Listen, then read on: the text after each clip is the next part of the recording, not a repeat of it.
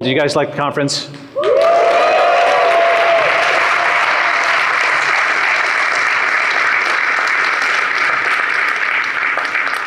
I'm glad. We've got, if you think about it, we had the founder of Ethereum, the founder of Solana, the founder of Coinbase, Brian Johnson, Naval Ravikant, the most popular podcaster in India, professors at GMU, basically people, like Noah Smith's actually fairly popular, a blogger. Lots of people from many actually different walks of life realizing actually, yes, we can not just start new companies and new currencies, but we can and should start new cities and communities and even countries. And we have a lot of people who are actually doing that, right? So closing remarks, I'm going to just make, actually I'll not just make 3 points, it's actually a relatively long talk, but a good one, I think. So a quick summary of what you just saw, and then a secret talk that I saved for the end, okay? And then something about the network school. So summary, what you saw today was a number of startup societies. And the thing about this is, the physicality of it, the reason that we led with the parallel societies is they're making the map real. The cloud is taking land in many different ways, right? This is now a thing where there's best practices being shared between people. Oh, this worked for you, this didn't work for you. Fundamentally, the network state is about real estate as much as cryptocurrency is about fiat currency, which is to say it's a fundamentally digital thing and it can exist in a fundamentally digital way. But the interface with a fiat world, with the offline world, is actually very important, and that's a crucial initial bootstrapping thing. Like the crypto to fiat exchange is a $100 billion business. It will become a $1 trillion business. I worked on that a lot, obviously, at Coinbase. And the network state real estate interface is how we go from cryptocurrency to crypto real estate and other kinds of things like that, which I'll get to. So what you saw today, you started off part one with the parallel societies, okay? And that were for opt-in experimentation on transportation, on health, on finance, and all these things, right? Then you saw the parallel institutions in finance, health, and media, and you start to see that people are opting out of the system in different ways, either on the land, where they're actually going and building these physical societies, or in the cloud, they're going to parallel media, and then those things, connect, okay, with that table that I showed. And finally, in the third part, what was the point of all these talks in the third part? Essentially, each of them is sort of a poke on the sort of received wisdom of the, let's say, the current ruling establishment. Like, actually, maybe China is very strong. Actually, India is rising. Actually, Neil Ferguson thinks the US are like the new Soviets. So does Ayaan Hirsi Ali. So does one of the most popular so people who are 60 years old, people who are 23 years old, and very popular like Rudyard, are coming to similar conclusions that you need honor, you need courage for what's going to come. You have Kathleen Tyson talking about how actually you don't have to have a single replacement for the dollar. You could have many replacements for the dollar. It could be multi-currency mercantilism, and of course, with cryptocurrencies and other things. And so the point of all of those combined is China's on the map, India's on the map, the internet's on the map, and the existing establishment is in decline. Really, it's those four forces, the rise and really return of Asia, both China and India, which are the Giga states, but of course everybody else, the rise of the internet, and the decline of the Western order. So you put all that together, we're in for a time of very high volatility. We're in for a time of change. And really, one rule, I think, is that any institution built before the internet may not survive the internet. So anything that was, for example, founded post-1991, arguably, for example, I think India was refounded post-1991 because they had liberalization. Many of China's institutions were built really post-internet because they didn't have, stores and stuff in the same way. So they go like e-commerce first, they leapfrog. And the things that are functional today, if you look at the US stock market, it's the Magnificent Seven tech companies, which are all built post-internet. And if you start actually applying that filter and you say, what is my country, or what is this country, or what is this group minus the internet, right? That's actually a helpful thing where much of the things that you think are going well are actually things of the network as opposed to the state, at least in the West, as opposed to the East. So the thing about this is, I like the West. I like a lot of people in the West. I have lots of friends in the West. And I think it's incumbent upon folks here who realize, A, things are broken, B, they can't be easily reformed, but C, what we can do is we can build internet-first alternatives that are within the that replace the incumbents, that these incumbents are going to get crushed by the internet and we're going to replace them. So one of the most important things is we've talked really for the first whole half of this on how we physically form these new communities. And it's like cross-country skiing, right? Like in the sense of, you first put out the theory of the network state and then like, okay, who's actually doing it? Okay, now we've got all these physical things. All right, so how do we attain political legitimacy? And you kind of go back and forth between these and different things become bottlenecks at different times. But so we talked about the physical form. How do we politically form a network state? We want to build legitimacy quantitatively. We want to win what I was talking about with Novel, which is the market for votes. Okay, the market for votes, as I'll show, we're going to create that market in a sense. And this is the concept of technodemocracy. Basically, fundamentally, the same technology that allows you to securely send one coin allows you to securely send one vote. I'm going to illustrate this with a talk that I gave earlier this week a little bit, but I've got some new slides towards the end that I think you'll like if you haven't seen it. So Technodemocracy, I'm going to illustrate this with Brian Johnson, my friend, because I didn't want to run for president on these slides, but maybe we will in the future. So from magical internet money to magical internet votes, and that's an I voted NFT that shows you voted in this case for Brian and for his friends, for this party, right? So motivation, visualization, execution. First, what comes after cryptocurrency? This is a funny image from just a few months ago. Two of those, people are out, and the third is on, thin ice. And so these democratically, quote, elected leaders are actually extremely democratically unpopular, and that's supposed to be their main claim to fame, is that they're supposed to be popular. But they're at best 51% democracy, and often less than that. And so this is a global phenomenon. Many of these Western leaders these are historically unpopular numbers. And I can show you all this stuff. You've seen this a million times. I won't belabor the point, but global dissatisfaction with democracy is at a record high. And when you say this, people say, okay, well then democracy is bad, and because they think it means a certain thing. But I'm going to make a case for technodemocracy where we take all the good features of it, like the consent of the governed and so on, and we reboot it in an internet first and fair way. So what comes after cryptocurrency? I think, we knew that the Fed was bad, but you couldn't just yell at the Fed and expect it to reform itself. You had to build a completely new system of Bitcoin. And I think what comes after our dissatisfaction with democracy is something like this with cryptographically verifiable votes. So let me go into detail. Let me just jump right into a concrete example. So let's say Brian Johnson founded the Don't Die Party, right? And we'll use that to visualize a sample implementation of technodemocracy. This is actually a sample app built on Farcaster, okay, which is you saw a talk earlier today by Dan Romero, growing popularity, open state protocol. And he builds a Farcaster client. At first it looks just like Twitter, right? Whatever, fine. But it's got some new tabs. For example, if you zoom in, you start to see, there's the ideology vector, right? Every member has essentially an ideology vector that distinguishes them from the population at large. They're more capitalist or libertarian, pro-longevity, et cetera, okay? B, what happens when you click this apply button, you can actually apply. It's not just you can instantly follow, you have to apply, okay? You click this, well first you try to follow them as president, VP, treasurer, et cetera, okay? And this is similar to social media already, okay, fine, that's simple. But you're also following the party, not just the individual.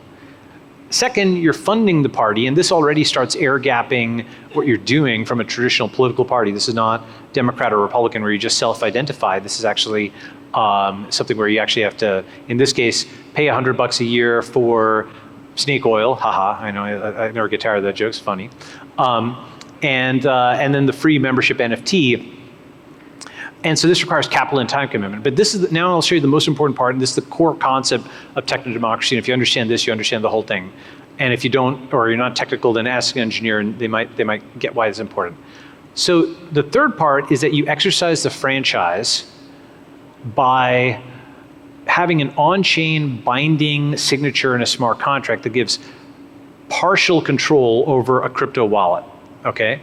So in this case, you're voting for this slate, you're saying, I'm paying $100 annual dues, and also party leaders can slash $100 in staked funds if you violate community norms, and the president is a dispute resolver on all matters of governance within digital and physical properties. Okay, so the things that are within the digital space, there's various complicated things you can do in Ethereum nowadays with account abstraction and with Solana, but where Solana actually had that built in beforehand. where you can do these things where you're making complicated conditional grants of permissions over your account. Now you say, okay, why is that important? Well, when you have a politician, when you go into a country, that's what you're doing. You're saying, hey, I'm voting for you and I'm granting you control over my fiat account, right? That's not all of what you're doing, but it's actually a big part, because the taxation of that, right, the amount that they can take out of that account, the penalties they can impose on you, allows them to fund everything else. So that fundamental financial relationship of giving up some authority to the state in return, arguably for mutual benefit, is what signing the social contract is. And you've actually done this before. You've done this a million times. You know why? This limited yet binding grant of permissions over your wallet to a third party is actually done all the time. If you use, let's say, MetaMask, every time you're granting wallet permissions, you're saying, hey, what permissions am I granting, and let me look at them. Or even if you don't use MetaMask, if you use Google and you've ever logged into a site with Google, this is like OAuth, right? It asks you, what permissions do you have? What I'm just doing is taking it one step further and saying, hey, I'm not granting permissions to a third-party app. I'm granting permissions to a new party. I'm taking the internet seriously. Think about how much stuff is controlled digitally at this point. You can grant some or all permissions, and if 1,000 people do it or 1,000,000 people do it, suddenly that's actually a really substantive digital polity. We're actually got a polity construction going on. So basically the fundamental innovation is delegating permission not to a quote third-party app, but to a new digital party. It's not like a bunch of people are just using, I don't know, something they log in with Google and it's like some new AI product. They're actually doing it intentionally to collectively work together.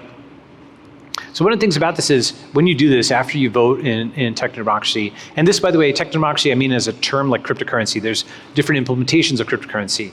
Bitcoin is a cryptocurrency, Ethereum is a cryptocurrency, Solana is a cryptocurrency. So there'll be different implementations of Technodemocracy. I do want to do one. I want to do one at the network school later this year. I'll put out bounties for it so you can work on it even if you don't come there. But one fundamental innovation is you get a cryptographically verifiable vote. Okay, this on-chain I voted sticker, you can prove A, that you voted or that you joined, B, you can see who others joined the party, and C, any skeptical individual who doesn't believe it's that big can run proof of human on those 10,000 people that signed up and say, oh wow, this is actually real. There's actually a lot of political support here, right? So that's really cool because it's an auditable online election. Okay, again, all the technology that we've used to securely send one coin and audit that can be used to securely send one vote, right? And you get this, lovely little I voted sticker. Okay, so once you do that, once you've signed up for the party, you attend party events like longevity or group workouts, blueprint dinners, whatever, right? So all of this is something where you can do things that advance the cause, right? Okay, so now let me discuss some key concepts behind this. Why should we expect Technodemocracy now? Well, I mean, 20, 30 years ago, elections, or rather, your transactions, your communications, how much did you use cash back then in the 90s? A lot. How much did you send physical email or physical mail? A lot. Today, 99% of your transactions and communications are online, but elections and legislations aren't really fully online yet, but that's obviously going to change. And that's because taking the internet seriously means it's eventually going to just digitize everything. And so you have to think about what does the form of internet native election and legislation look like if we're still writing on a piece of paper to govern the internet. And the answer looks something like smart contracts, obviously in a sense, right? But non-obviously, because that's not how fiat governments think of it yet. And so one way of thinking about it is institutional voting has three parts. So Vivek, who's a friend of mine, he's got basically three parts to his vote. He has his 2 million Twitter followers, he's got his fundraising vote, and he's also got his official vote. And two of those votes are online, the following and fundraising vote, but the third vote, the franchise, the fiat vote, that's offline. That's the part that's offline. And it's not just institutional voting that has three parts. Internet voting also has three parts. You've got Reddit-style upvotes, you've got DAO votes, and you've got Estonia carrying out the world's first mostly online elections. So my point is that when you actually look at it, actually a lot of politics, a lot of the electoral process has already moved online, except for the final settlement layer, right? It's kind of like PayPal was a layer on top of bank accounts, and then Bitcoin moved the settlement layer to the blockchain. That was a crucial shift, that the settlement was there. So once you realize conceptually, how do we move settlement from fiat elections to crypto or on-chain elections, that's a crucial step. How do you make them binding in a fundamental way, right? Okay. So, but then that's the question. In what sense is this digital vote binding? Isn't it just a LARP? Why is it different than I just vote a survey button saying thumbs up? And the answer is that digital governance is already real. That is to say, if your crypto private key at a minimum controls, let's say, your access to a Discord, that's your communications. It controls your access to a DAO, that's your transactions. It's already your messaging and your money. But this is the key step. Crypto wallets will soon, they already do, control your access to doors. Okay, to physical objects. To get into your house, obviously you unlock it, but you'll have, smart locks are already there. You go to a hotel, they've already got smart locks. These are already ubiquitous. So your crypto wallet basically very finely gates your access to a door in a room, but that could also be the door of a car. That could be the door of your office. That could be the door of anything. It could also mean control of a drone, control of a humanoid, control of a fleet of drones, control of a fleet of self-driving cars. And in fact, if you really think about it, the only secure control plane is on-chain. The Pentagon gets hacked over and over and over again. But once you actually have that be a mission critical thing, and you really, really, really absolutely 100% do not need to get hacked, the best people in the world at defensive cybersecurity are in cryptocurrency. Because they actually have to have 24/7, no excuses, perfect cybersecurity, or their protocol goes to zero. And that's actually where true security will be. The same security that secures a coin will secure your door. So the point is that it's not just like some sidelight thing to say, oh, accumulate a bunch of crypto wallets or whatever. Today you could argue it's a sidelight, but lots of things start like that. Twitter started as tweeting your breakfast and it became the center of all politics. Facebook started as a Harvard hangout thing and became a communications network for 3 billion people. So this stuff is going to start with the equivalent of like voting for dog catcher, very, very small kinds of elections, and it'll get much bigger because it'll control a lot more. So that means fundamentally crypto wallets can control real resources, which means these crypto economic votes are pledges of real resources, like crowdfunding, okay? But political crowdfunding in a sense. That's a good way of thinking about it. So now let's go through a few key features. I went through the thing fast, but let me show you why I think this is really cool. So first, it's a cryptographically verifiable vote. Every vote counts because you can count all the votes. Just like you can download the Bitcoin blockchain and run verification on it. Okay, in fact, exactly like that.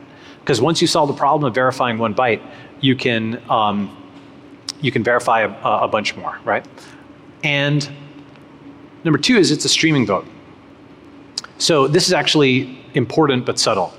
When you have something like Twitter, it's not like every 4 years you can decide to join somebody's, follow somebody on Twitter, okay? It doesn't work like that. There's not a following period, okay? Instead, it's continuous, it's streaming. You can click the button, you can unclick the button. And so you can now have a streaming accumulation of technodemocratic votes. And in a sense, lots of Western governments are sort of moving fitfully in a halfway way towards this direction. They went from 1 day paper ballots, everything, to this election miasma period of mail-in ballots. But if you go to pure streaming, that's actually the other side. You just lean into it, lean into the future, cryptographically verifiable votes. Why does it have to be on election day? We have the technology, we can change that.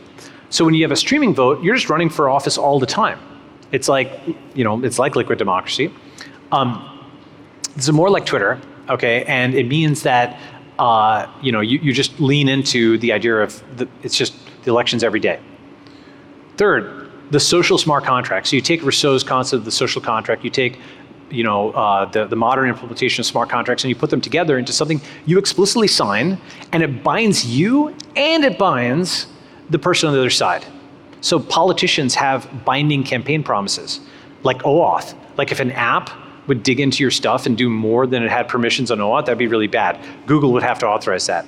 In this case, what we have is something that is even more trustworthy, much more trustworthy than Google, which is the blockchain, right? So that is actually the thing that is ensuring that that politician can't break their campaign promise to you. Wow, okay? Politicians can sign binding contracts with their millions of followers. That is completely new, right? Right now, campaign promises are just vibes. It selects for acting, right? As opposed to doing, and certainly as opposed to committing. If companies made the kinds of promises that politicians do and then didn't deliver on them, they'd be busted for fraud or whatever, right? But politicians are upstream of that. This changes that completely. It makes it more like a business contract where both sides have to abide by the terms of the deal. Next, provably limited government. I like the Constitution of the US, but I rely on encryption. Okay, and why? Because the provably limited government is here. In this toy example, the contract literally can't move more than $100 at a time. It's like the minimum wage, it's a max tax, right? So there is a limit to how much they can take. It is not 100%. It's not just whatever they can gain support for. The blockchain protects your property rights, and you know what you're opting into. Truly universal franchise.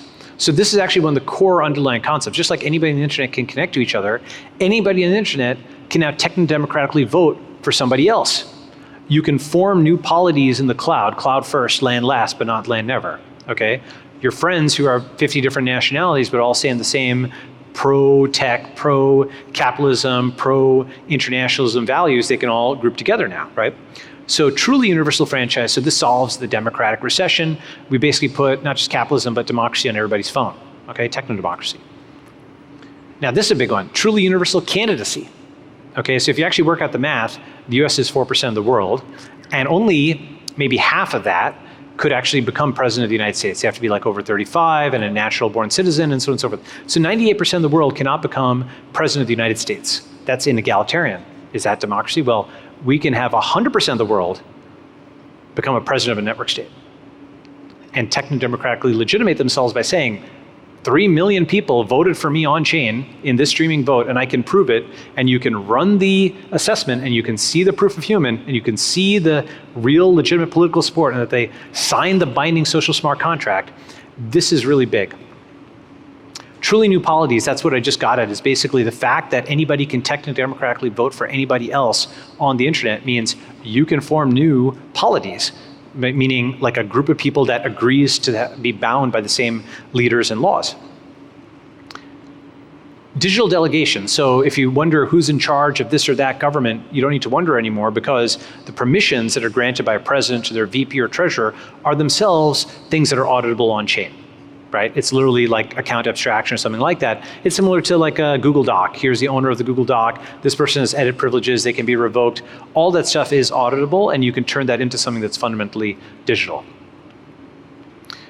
Technodemocracy is a 100% democracy as opposed to the 51% democracy of Western societies where 51% wins and the 49% is unhappy. 51% democracy is the barest democratic legitimacy. It just barely clears the bar and most people are unhappy. But in 100% democracy, everybody has actually voted for this party and nobody's against it. You're only there, it's like Elon, nobody's at SpaceX who didn't choose to be at SpaceX. It's 100% consent, and probably it's mutual consent because Elon can ask them to leave as well, right? But it's also 0.1% democracy. It protects minority rights because 0.1% of the world is 800,000 people. We can go even less than that. These 10,000 people, a tiny minority of people, can form a new technodemocratic party. So finally, just to give a few more examples of what technodemocracy enables. So here's a fun one. So the Mars Party, right? So Elon could do this. And you could have people who just have as their purpose getting to Mars. Think about how much they're doing simulations of Mars and terraforming and making movies about the red planet and passing bills and all this kind of stuff, right? Okay. Open source AI. So this is a big one, which is a movement similar to the copyleft or GNU movement, a movement similar to the Pirate Party, okay? This is the kind of thing that's needed. So the point is you can pick some objective and align people around that and start pressing and pushing for change. And it doesn't even have to be legal, it can be technological, like open sourcing AI yourself. So in short, technodemocracy takes us from the two-party system to the n-party system. It could reopen political innovation, which is actually very important since the fundamental thing of democracy is the consent of the governed. You are consenting to this government. You have 100% of people there are consenting, and you've massively reopened competition from a collusive duopoly of two parties to literally anybody in the internet being able to technodemocratically vote for anyone else, just like you can buy or sell from anywhere else, right? So now, please note, it's a whole separate thing to have these parties contest fiat elections. I think for a long time, this is purely online. It's just agreements among yourself, okay? Assume they all starts purely online, only add fiat later, and after you've thought about it, blah, blah, blah, okay? All rights reserved, not financial advice, okay? One last remark. This is, I think, when I had this insight, so in the 2016 election, the two candidates won 62 and 65 million votes. So if a president of a network state accumulated more than 70 million technodemocratic votes, they would have more provable, cryptographically provable democratic legitimacy than the legacy system. You'd have the flippening, right? The technodemocratic flippening. Wow. Okay. Now, that's a long-term goal, but it's a number go up goal. We can implement this, and we can have people start to, quote, run for president of a network state on the internet. And why do you get votes? Because you're actually a good steward of those people's money. You sign the binding social smart contract, you do well by your people, and then more flock to you. And if you don't, then you don't get that, right? So we turn it into merit. We take the good parts of democracy, which there's a lot of good parts about it. There's free speech, there's privacy, all those kinds of things that have been that are valuable, even if some people refer to them in a way that's disingenuous. This is something where we can protect all those things. And the technodemocratic flippening is just like Bitcoin versus the Fed, right? You can have a president of a network state eventually, in the fullness of time, have more technodemocratic votes on chain than the president of any United state. And the thing about that is, by the way, you don't even need to get to 70 million. If you have like 100,000 technodemocratic votes, that's more democratically legitimate than many presidents of existing states. The only thing is, you'd then be a stateless nation, right? You have a group of people that considers themselves a people, that has a leader, that has capital, that's buying things, and so on and so forth. And then you'll figure out the next step. You'll crowdfund something, you'll negotiate with somebody. There's many, many ways of doing deals that are, like a win-win with various countries, right? So this is how we win the market for votes. Okay? This is something we can just literally code this and build this. And so that's the execution, right? If you want to build Technodemocracy, apply to the network school at ns.com. Apply. This is the kind of thing we're working on. Okay, I'm going to be open sourcing all this type of stuff, and this is how we actually build a fair and free future. So that brings us to the network school, last part. So summary of what you heard today, which was all the parallel societies and the parallel institutions. A summary of how we build a technodemocratically legitimate state. I want to become one of the largest funders of democracy in the world in terms of technodemocracy, actually giving everybody the tools to run for office on chain, to vote for people on chain, to form parties on chain, to have fair governance on chain, transparent and audible governance. But obviously it shouldn't be done with a piece of paper. We have the internet now, and that's the cloud that's above us all. So that's the third part, the school. So this is a pretty fun video. Let's see if it plays.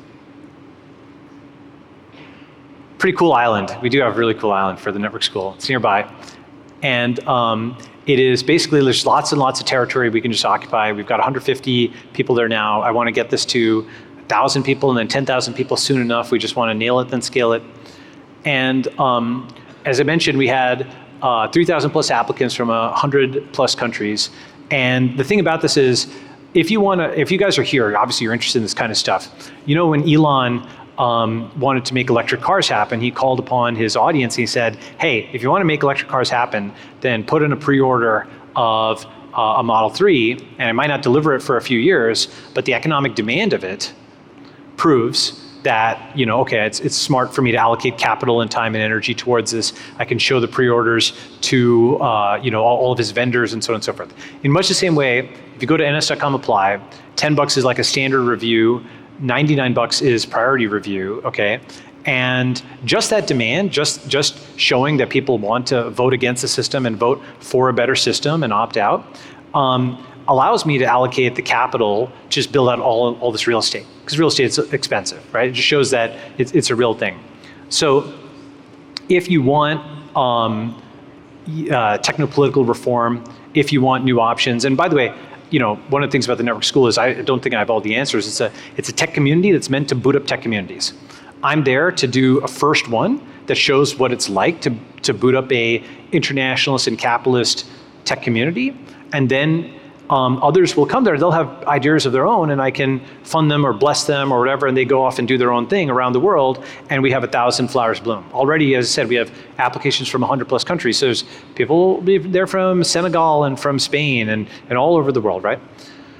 And so the more proven domain we have, the more we can invest in building, because it is time to build. Let's get this.